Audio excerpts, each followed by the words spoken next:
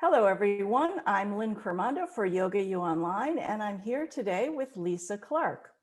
Lisa is a master yoga teacher and certified teacher practitioner of mind-body centering. She's the educational director of the School for Body-Mind Centering and the Yoga Immersion Series. If you know the work of Bainbridge Cohen, chances are you know the work of Lisa Clark, because Lisa has been teaching and studying with Bonnie for the past 40 years. She's an international somatic movement educator and therapist, and also a lifelong student of Vastu Shastra, it's a mouthful, tantric and yoga philosophies. Lisa merges all of these rich disciplines into the classes, workshops, and trainings she has conducted all over the world. And I'm assuming still, Lisa, all over the world now virtually, like the rest of us. But welcome, great to have you in any way we can get you. Yeah, thank you. Thank you for such a nice introduction, Lynn.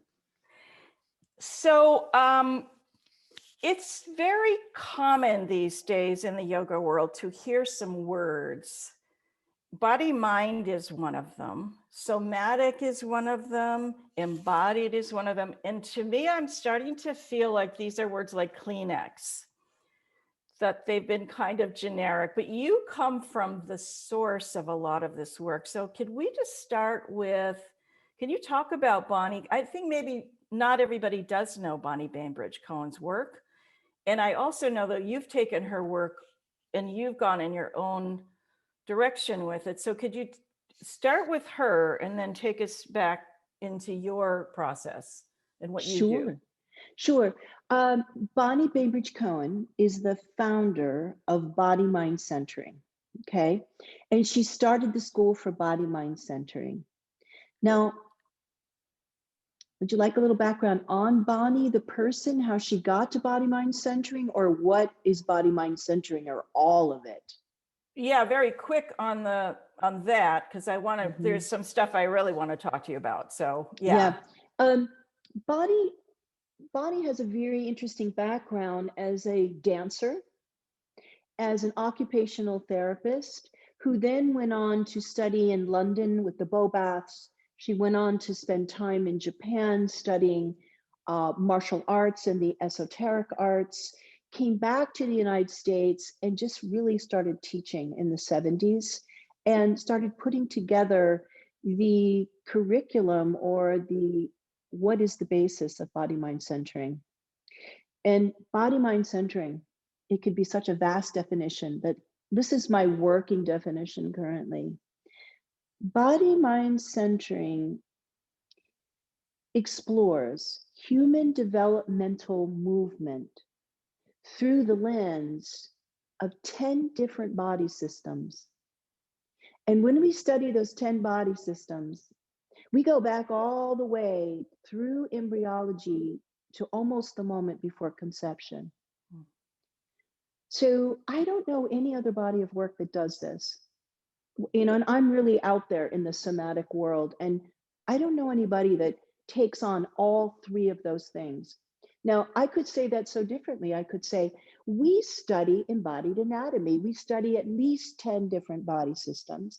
And to understand a body system, you have to understand how it formed embryologically. And then through time, thousands of years, or even through the study of human developmental movement. So anywhere I approach that, I have to enter through a door. So I think there's 3 distinct doors that you can enter through with BMC. It's applied to working with children. We have a whole branch of training and work that's all done with children. Then we have the embodied anatomy and the somatic movement educator course and the practitioner course. And then of course, the yoga program started around 2000. We started putting together the first yoga program. So talk about that, because that's where our audience lives. Yeah. So let's see, how do we say? So I started studying body-mind centering in 1981. I was so lucky that a teacher, one of the teachers out of New York City, actually came down to where I was living and set up her household. And I was actually taking weekly classes with her and fell deeply in love with the work. And it wasn't until 2 years later that I went to Washington, D.C. to meet Bonnie Cohen in a workshop with Bonnie. So that started my journey. From that moment, and that's when Bonnie did her first trainings in Amherst, Massachusetts. And I think the year was 1986. And then I started going deeply into the full 4-year practitioner program. I moved to Amherst so I could be with her year round. And what happened was a community set up because Bonnie had never taught a training or a program before. And when the word got out, a lot of people showed up from around the world. And so we had a huge community of people who moved to Amherst to study with Bonnie, not only in the summers, is when our courses were, and they were 8 weeks long. They were arduous and long, and every day, 6, 8 hours a day of working in one room, giant room together.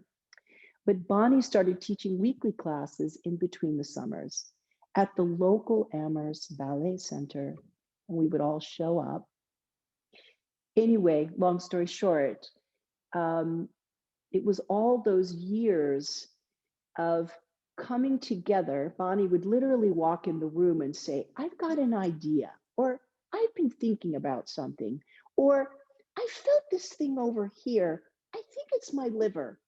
And then it would start.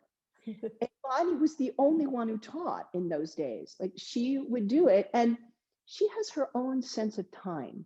So we might have said the class started at 9, but if Bonnie was rolling, well, we might not get a lunch break and we might keep going. And it was open inquiry, open process. And then there'd be a moment where we'd come back together and we'd always sit in a big circle and she'd say, what did you feel? Or what did you feel? And as a community, we all contributed to the experience of what we sensed, felt, and how we responded to that information. And over time, that's how the vocabulary got built. It's how the courses got built. It's how the notebooks got built. Yeah, that's my journey of body mind centering from the kind of the ground up. Yeah, so what were you doing in that room all those hours? What kind of, is it movement? Is it philosophy? What is it exactly that it's you're doing? movement. It's movement inquiry is what I would say. Moving into an inquiry and being willing or to have the stamina to keep your attention there, to be able to kind of harvest information from the experience. So it's a direct experience of physicality. Bonnie would say it's a direct experience of the cells themselves giving us the information. Sometimes Bonnie would come in with a big anatomy book and said, look at this. And we'd look through page, could we find that? Could we find, instead of reading about let me see, the bones of the body, could we actually get into the bones of the body in an embodied viewpoint and let the bones tell us about how they spiral? What is natural movement?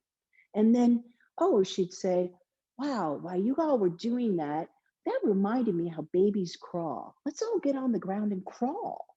And then the developmental piece would come in. And Bonnie always invited mothers and fathers with their babies. And we would spend hours watching babies move. And then Bonnie would comment, right? Bonnie would comment while she worked with the child and the parents. And, it was firsthand learning. It was not a style where Bonnie came in and presented a lecture with notes. You were in it. You were swimming in it. And that's still how she teaches if you watch her. You used the word a minute ago, embodied, and I think for the first time, I feel like I heard the actual true nature of that word. Uh, and that is in this kind of work where you're just Yeah. in it. Well, we actually have a definition for it. And I have to say something that, well, let me pause. We make a definition. So there's motoric learning, right? Where there's focus of awareness on information. Or I could say it's cognitive way of viewing something. The anatomy book, the skeleton. Okay. So that's still the intellect or the mind informing the body. Okay. And depending what kind of anatomy you're studying, it could lead you really down the wrong path. It could be a much more a mechanical view of movement rather than a naturally born how we're built to move as human beings. That's our birthright there. Mhm. And then there for a long time, we went into experiential learning. Remember that phase? Experiential learning is what we're doing. Well, experiential is kind of half and half.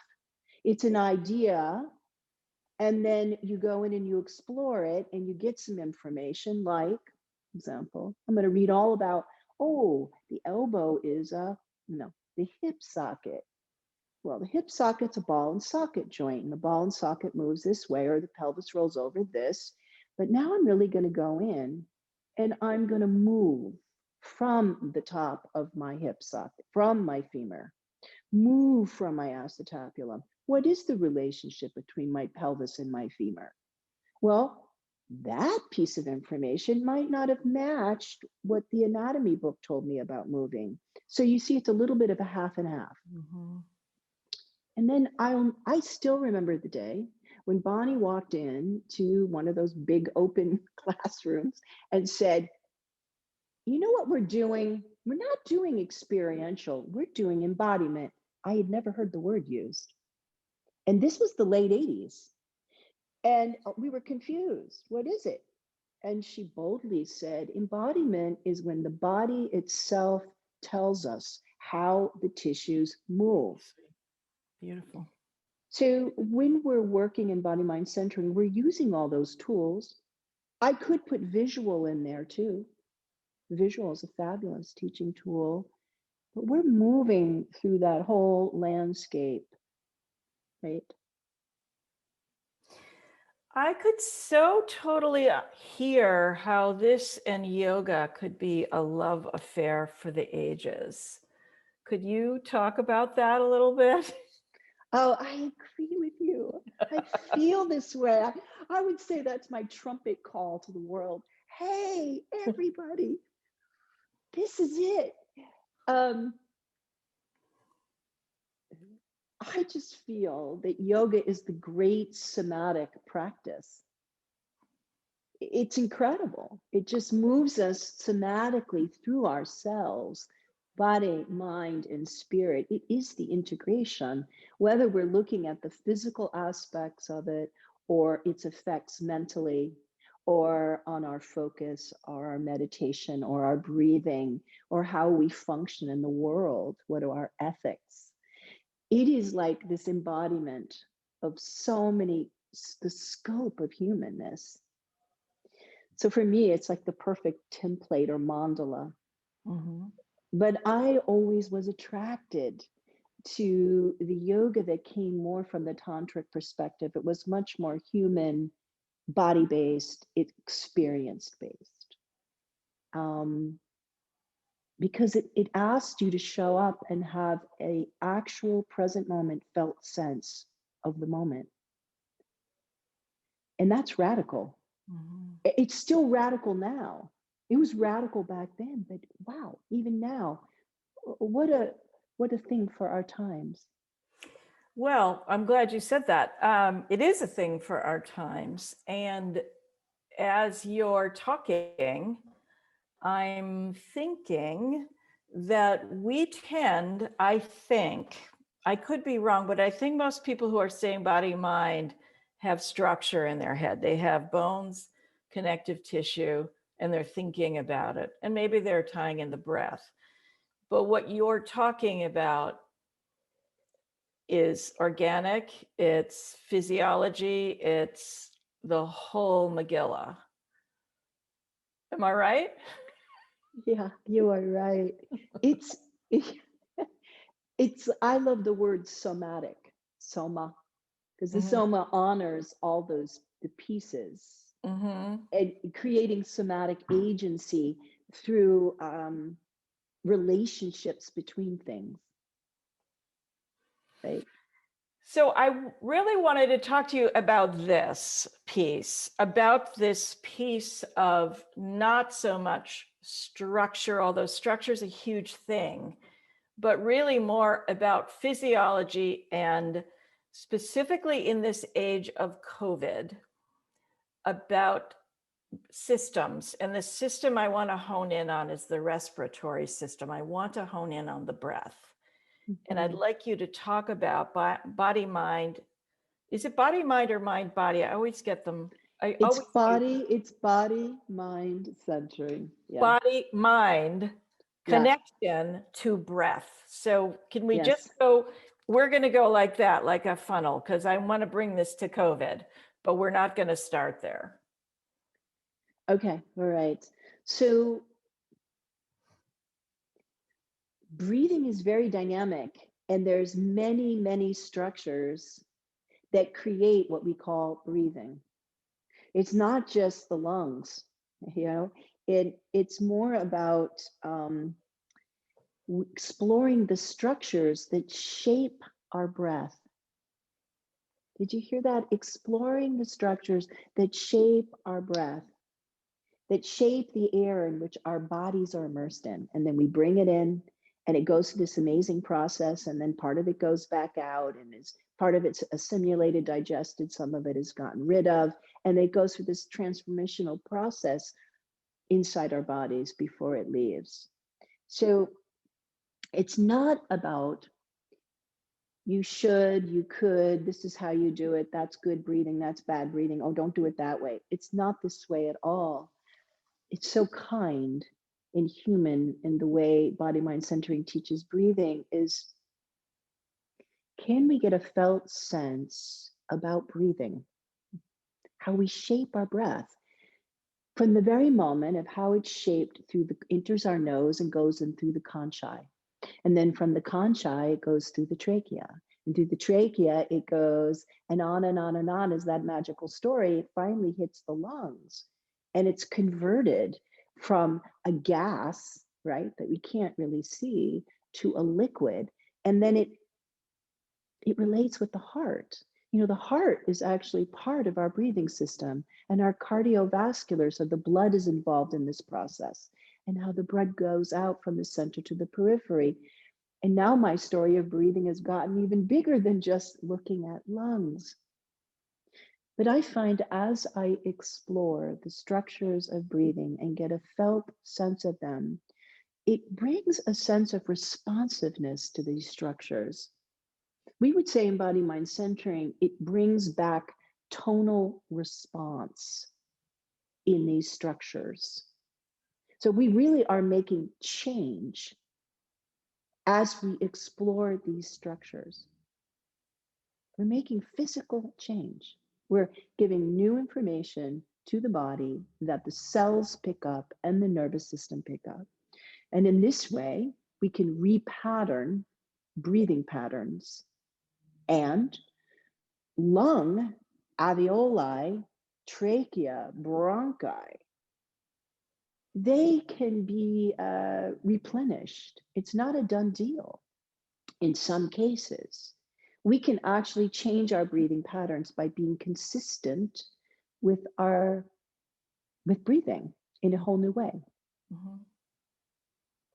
So of course we're all, thinking about COVID these Yes. days. And one of the things that I have realized about COVID is one of the biggest lessons of COVID is how fragile, how easy it is. Because, in yoga, there are lots of pranayama practices that are all completely counterindicated because COVID does not act like uh, asthma, does not act like COPD. There's an actual thing in there that's blocking.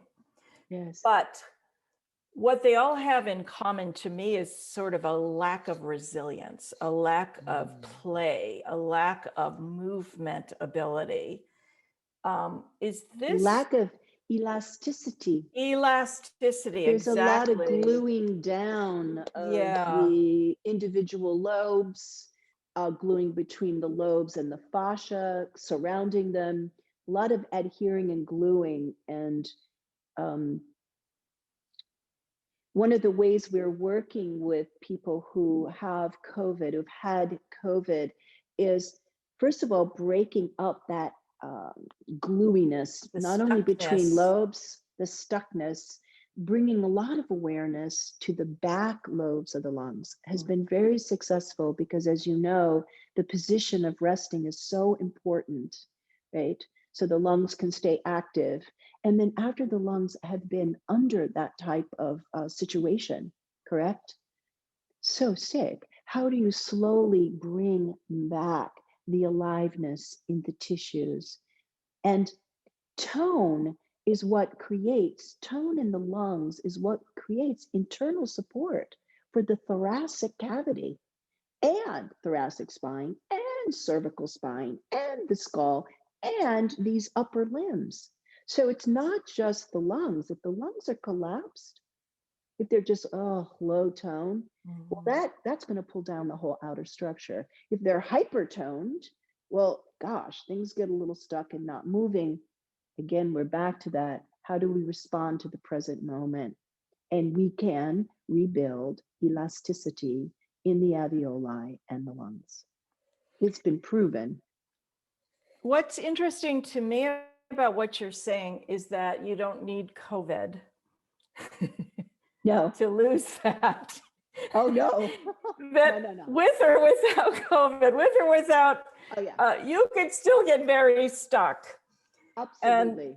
And so maybe spend a minute on if we don't do anything, what happens over time to this system, to these systems, the structures in the body? If we don't do any of this, you're doing it as you're saying it, so I'm getting the movement. But what about the aging process, and how does the body, body, BMC, body, mind centering? See, get these can you help me with the block in my head about Yeah, just put a big post-it on the laptop. BMC. But how does this approach serve us as we age in our bodies? Wow. Okay. I love this subject. Again, not to repeat myself, but I'll keep saying it to you. But go ahead and repeat yourself. As we age, how do we keep resiliency, the ability to respond and not get kind of glued down? So if we're always doing the same kind of movements, our body kind of gets in a groove with the movements, right? And it gets really comfortable with it. But when we introduce a little bit of a new possibility, a new little glimmer of movement in there, the nervous system says, what? It's a fabulous recording device, our nervous system, but it does not create new experience. So a new experience felt in the tissues themselves, actually the nervous system starts to pick it up and it starts to create a new neural pathway to make choice. So when we're glued down, and if my movements are limited to flexion, extension, this is my movement vocabulary.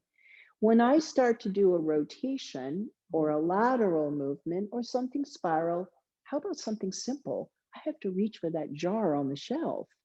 And that involves not only an extension, but perhaps a little bit of spiral. Well, my lobes, my lungs helped me do that movement. So the lungs can actually initiate movement. They are the contents of our container. So a movement through the lobes of the lungs, you can actually watch me do it right now. I am watching you do it.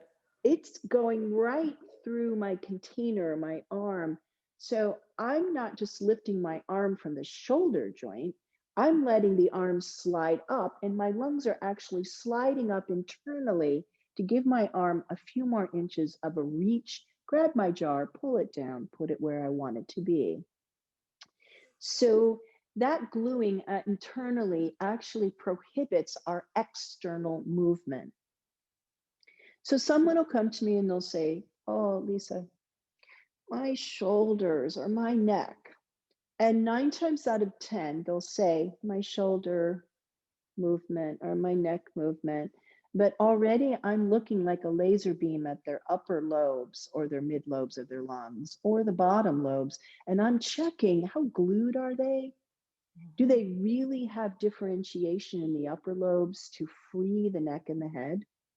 Do they have differentiation between the mid lobes so they can get these kind of back movements? And then let's not forget, the lobes aren't stacked like blocks, they're layered. So there could even be, I can have limited arm movement, right?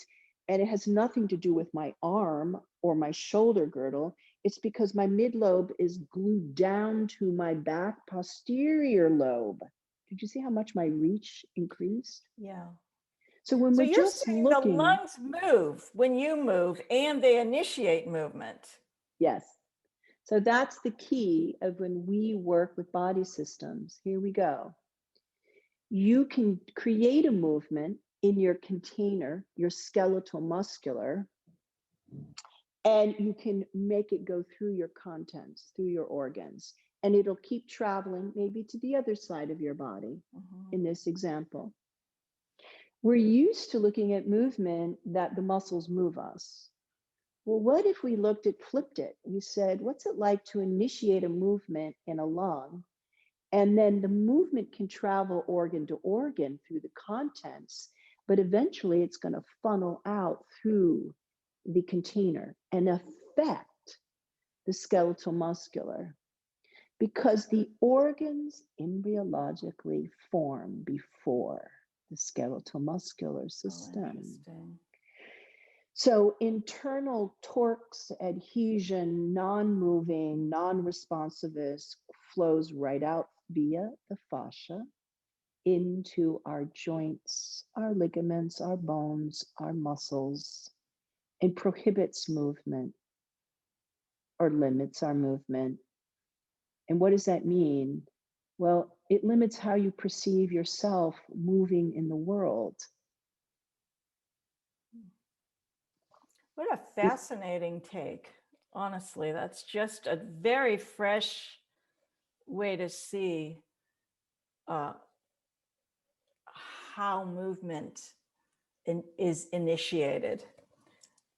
It's not so mechanical. It really is an embodied, as you described it 20 minutes ago, whatever that time was.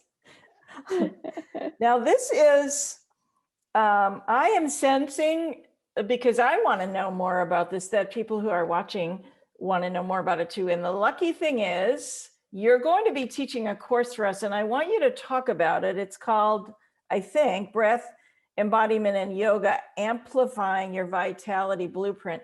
You're going to be covering some of this, but what I want to make sure we cover is that it's going to be different than our usual courses, because usually we have a couple of lectures and then a practice, but you are actually going to do 3 experiential hours with us. So can you tell us what we're going to be doing? I hope lots of what you've been doing, but tell us what we'll be doing.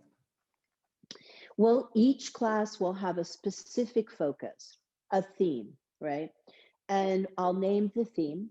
I might give a very short lecture or a couple of images, so you have the location. Basically, I call it the geography of which we are going to now travel into. And then we're going to have a body-based, embodied experience of those structures. Nice. Which includes possibly moving and putting it into form or position, which we might call yoga. Different ways and aspects to use this, correct?